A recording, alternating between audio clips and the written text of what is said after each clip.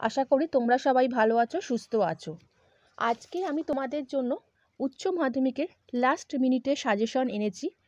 আর আমার চ্যানেলে যারা নতুন তারা আমার চ্যানেলটা সাবস্ক্রাইব করতে ভুলো না। ভিডিওটা ভালো লাগলে লাইক করে দিও।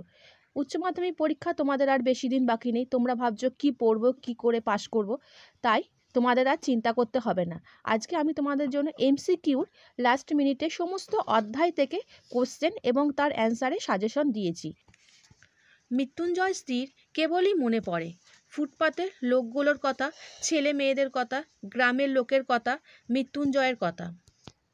ফুটপাতে লোকগুলোর কথা। অফিস যাবার পথে মৃত্যুঞ্জয় প্রথম কি দেখল? অনাহারে মৃত্যু, গ্রামবাসীর মৃত্যু, ভিখারির মৃত্যু, ফুটপাতে মৃত্যু। অনাহারে মৃত্যু। কয়েক মিনিট মৃত্যুঞ্জয় সুস্থ শরীরটা অসুস্থ হয়ে গেল, কারণ প্রচণ্ড গরমের মধ্যে হেঁটে সে অফিসে গিয়েছিল। বেশি খাবার খেয়ে ফেলায় তার বমি হচ্ছিল। অফিসে কাজের প্রবল চাপ ছিল। প্রথমবার অনাহারে মৃত্যু দেখে সে প্রবল আঘাত পেয়েছিল। প্রথমবার অনাহারে মৃত্যু দেখে সে প্রবল আঘাত পেয়েছিল। যথেষ্ট রিলিফ ওয়ার্ক না হওয়ার কারণ লোকের অভাব, টাকার অভাব, পরিকল্পনার অভাব, সদিচ্ছার অভাব। লোকের অভাব। নিখিল জীবনটা কিভাবে কাটাতে চায়? সংসার ধর্ম পালন করে, সামাজিক কাজকর্ম করে, বই পড়ে আর চিন্তার জগৎ গড়ে তুলে, অসুস্থ স্ত্রীর সেবা যত্ন করে। বই পড়ে আর চিন্তার জগৎ গড়ে তুলে। মনে আঘাত পেলে মৃত্যুঞ্জয় শরীরে তার প্রতিক্রিয়া হয়, রাগ হয়, খিদে পায়, ঘুম পায়। শরীরে তার প্রতিক্রিয়া হয়। মৃত্যুঞ্জয় একতারার নোট নিখিলের সামনে রাখল।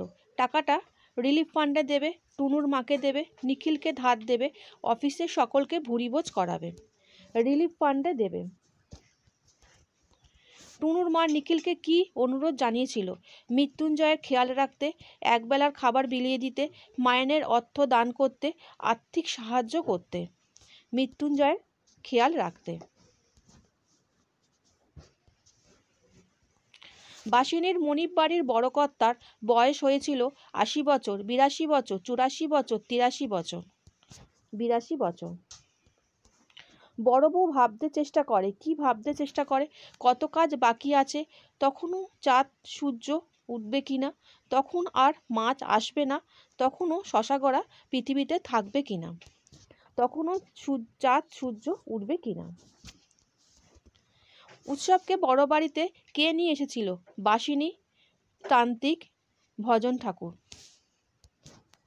বাসিনী। কালো বিড়ালের লোম আনতে গেছে বড় পিসিমা, ভজন ঠাকুর, উৎসব, বড় বউ। ভজন ঠাকুর। বড় বাড়িতে কনকপানি চালের ভাত রান্না হয় বড়বাবুর জন্য, নিরামিষ ডাল তরকারির সঙ্গে খাবার জন্য, মেজো আর ছোটোর জন্য, বামুন চাকর ঝিদের জন্য, বড়বাবুর জন্য। এ গল্প গ্রামে সবাই শুনেছে। গল্পটা হলো বাসিনীর মনিব সতীশবাবুর আত্মীয়। বাসিনীর মনিব বাড়িতে হেলায় ঢালায় ভাত। বাসিনীর মনিব খুব ভালো লোক। বাসিনীর মনিব বাড়িতে লোকের মেলা। বাসিনীর মনিব বাড়িতে হেলায় ঢালা ভাত। বাসিনী লুকিয়ে উৎসবকে কি খেতে দিয়েছিল? ছাতু, বাতাসা, মুড়ি, ভাত। ছাতু। কি উৎসবকে বড় উতলা করে? ফুটন্ত ভাতের গন্ধ, বাদার চালের গন্ধ, বউ ও ছেলে মেয়েদের কথা, যজ্ঞ শেষে ভাত পাওয়ার আশা। ফুটন্ত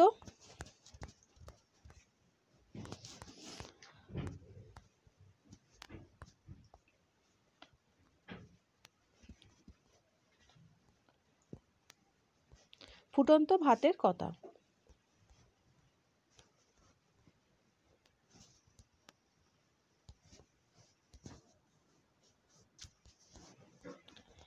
বৃষ্টির সঙ্গে বাতাস জোরালো হলে তারা বলে ফাঁপি, ঝড় বৃষ্টি, ডাওর, পৌষে বাদলা।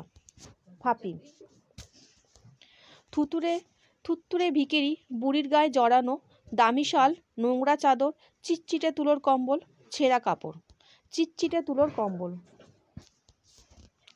বিজ্ঞ চৌকিদারের পরামর্শ মানা হলো। চৌকিদার কি পরামর্শ দিয়েছিল? বুড়িকে নদীতে ফেলে আসতে, বুড়ির সেবা করতে, দাঙ্গা থামাতে, দোকান বন্ধ করতে। বুড়িকে নদীতে ফেলে আসতে। একসময় দাগি ডাকাত ছিল নকরি নাপিত, ফজলুল শেখ, নিবারণ বাগচি, করিম ফরাজি, নিবারণ বাগদি। আমিও তো মোল্লার সঙ্গে একই বাসে আজ শহরে গিয়েছিলাম। কে শহরে গিয়েছিল?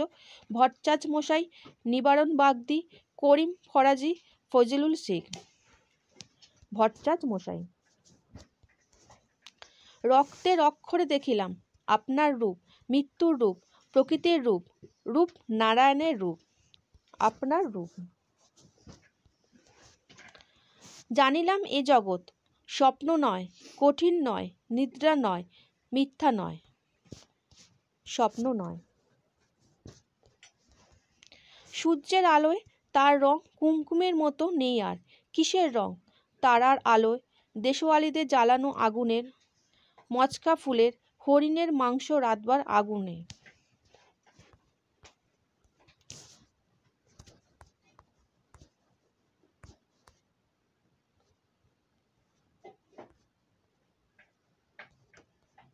দেশওয়ালিদের জ্বালানো আগুনের।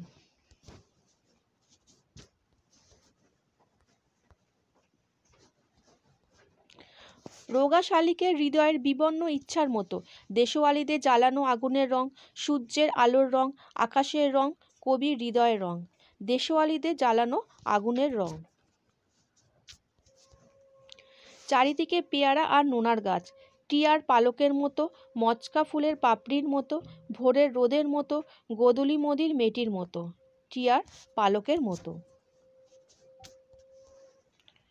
ঘুমহীন ক্লান্ত বিহ্বল শরীরটাকে স্রোতের মতো একটা আবেশ দেওয়ার জন্য হরিণটি কি করলো? নদীর তীক্ষ্ণ শীতল জলে নামলো, অর্জুন বনের ছায়ায় বসে রইল, দেশওয়ালিদের জ্বালানো আগুনের উত্তাপ নিল, নরম ঘাসের ওপর শুয়ে পড়ল, নদীর তীক্ষ্ণ শীতল জলে নামলো।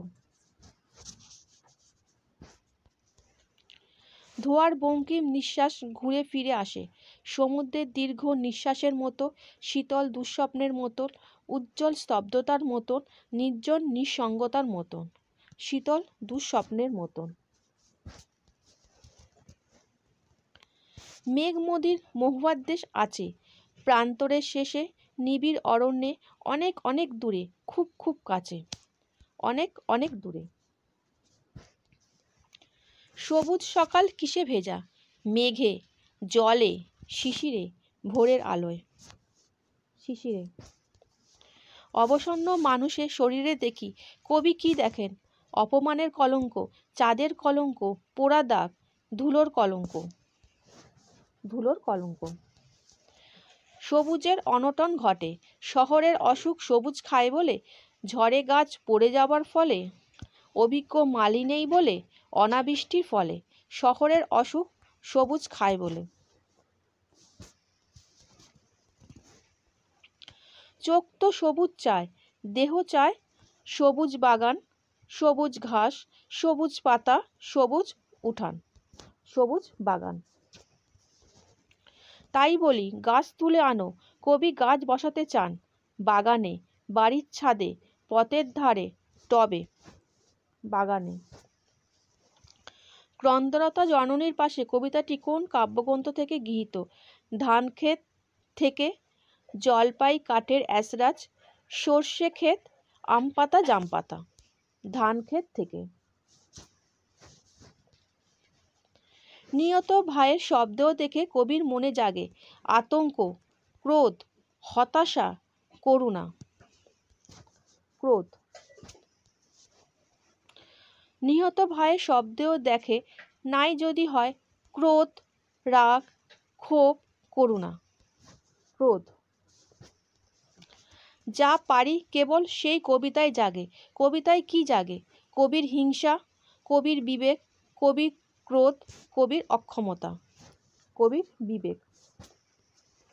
আমাদের মনে হয় এর নাম হওয়া উচিত অভাব নাটক, ভাব নাটক, বিভাব নাটক, স্বভাব নাটক, অভাব নাটক।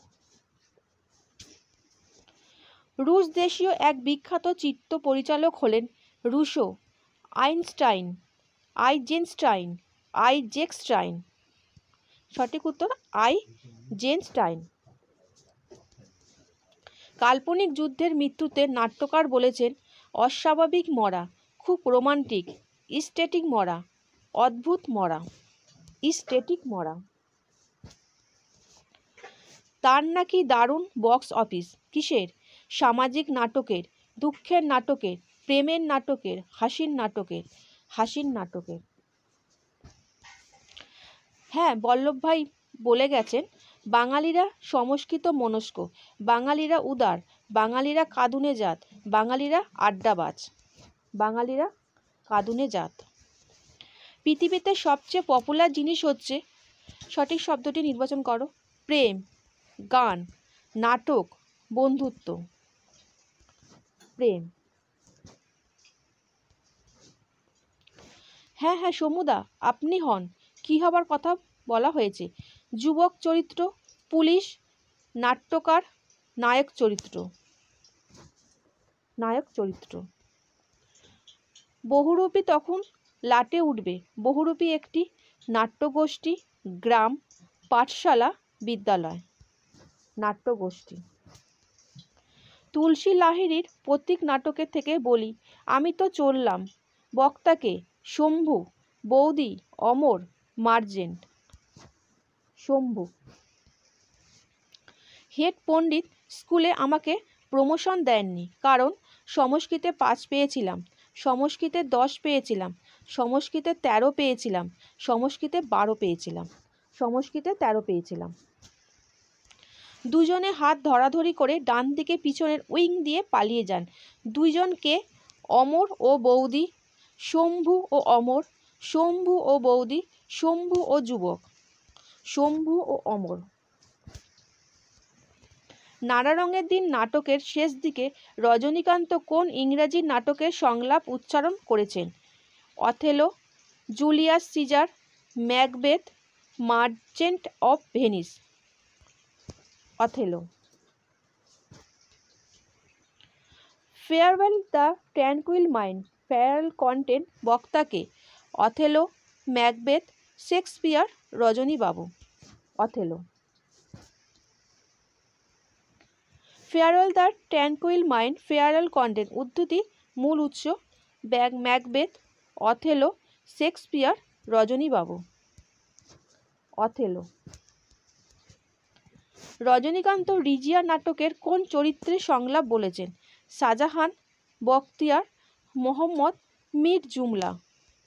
বখতিয়ার। শাহজাদি সম্রাট নন্দিনী, মৃত্যু ভয় দেখাও কাহারে কোন নাটকের অংশ?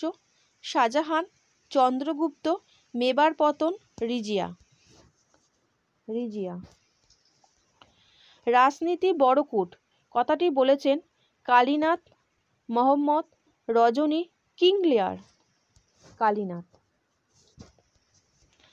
আর একদিন তাকে দেখে মনে হয়েছিল চাঁদের আলোর চেয়েও স্নিগ্ধ, ভোরের আলোর চেয়েও সুন্দর, গোধূলির আলোর চেয়েও মায়াবী, মোমের আলোর চেয়েও পবিত্র, ভোরের আলোর চেয়েও সুন্দর।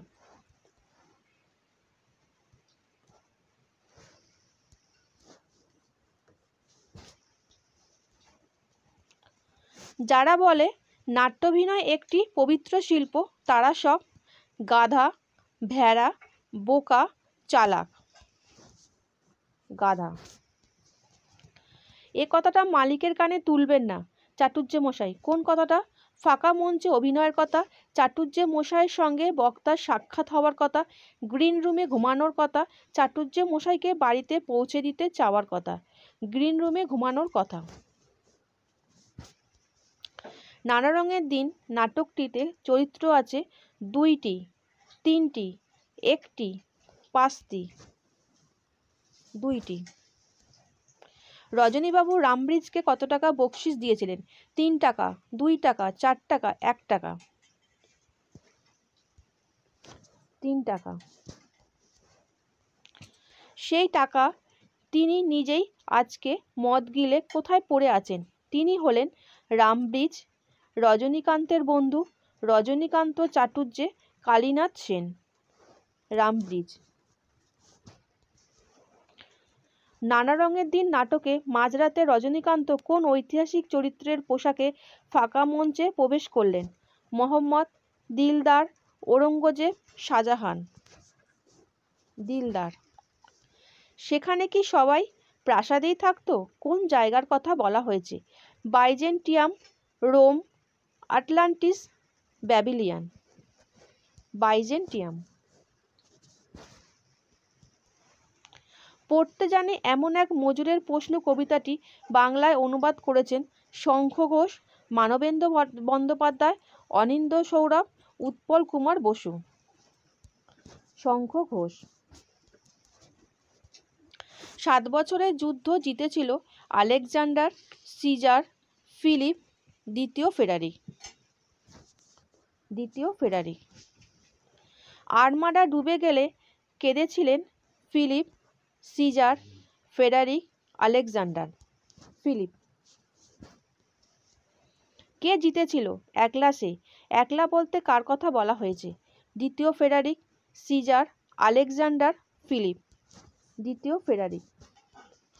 বলি কান্ডারি ছিলেন একজন সুফি সাধক, দরবেশ, ভক্তিবাদী, তান্ত্রিক। দরবেশ। সে কুয়োর দিকে এগোলে হঠাৎ একটা প্রশ্ন জাগলো ওর মনে। প্রশ্নটি কি? নিরস্ত্র ভারতীয়দের ওপর কারা গুলি চালালো? মর্দানা কোথা থেকে এসেছে? মর্দানা কোথায় জল পাবে? গড়িয়ে পড়া পাথর থামানো সম্ভব কিনা? মর্দানা কোথা থেকে এসেছে? মর্দানা শুনেই ছুটে গেল। মর্দানা কোথায় ছুটে গেল? বলি কান্ডারির কাছে, গড়িয়ে পড়া পাথরের দিকে, গুরু নানকের কাছে, রেল লাইনের দিকে। বলি কান্ডারির কাছে। স্টেশন মাস্টারের কাছে আবেদন জানানো হলো। কিসের আবেদন জানানো হলো? ট্রেনটাকে থামানোর, নতুন ট্রেনের ব্যবস্থা করা, ট্রেনটাকে বাতিল করা, ট্রেনটাকে চালানো, ট্রেনটাকে থামানো। সেই শহর দিয়ে খিদে তেষ্টায় কাতর কয়েদিদের ট্রেন যাবে? এ হতে পারে না, কারণ পাঞ্জাব সাহেবে গুরু নানক মর্দানার তৃষ্ণা মিটিয়েছিলেন। পাঞ্জাব সাহেবে মর্দানা মৃত্যু হয়েছিল। পাঞ্জাব সাহেবে গুরু নানকের জন্মস্থান। পাঞ্জাব সাহেবে বলি কান্ডারির কুঠির ছিল। পাঞ্জাব সাহেবে গুরু নানক মর্দানা তৃষ্ণা মিটিয়েছিল। আচ্ছা বন্ধুরা, আশা করি আজকের আমার এই প্রশ্ন এবং উত্তরগুলো বুঝতে পেরেছো। আর আমি সমস্ত চ্যাপ্টার থেকে যতগুলো অধ্যায় আছে গল্প কবিতা থেকে এমসিকিউ এবং এসিকিউর কোশ্চেন আমি সাজেশন দিয়েছি আগেরবারে অধ্যায় ভিত্তিক। যাদের মনে হচ্ছে তারা সেখান থেকে আমার ভিডিও থেকে সেই কোশ্চেনগুলো দেখে নিতে পারো। আর ভিডিওটা যত পারো শেয়ার করো, যাতে তোমার বন্ধুরা এই ধরনের ভালো প্রশ্ন পেতে পারে। আচ্ছা বন্ধুরা, ভালো।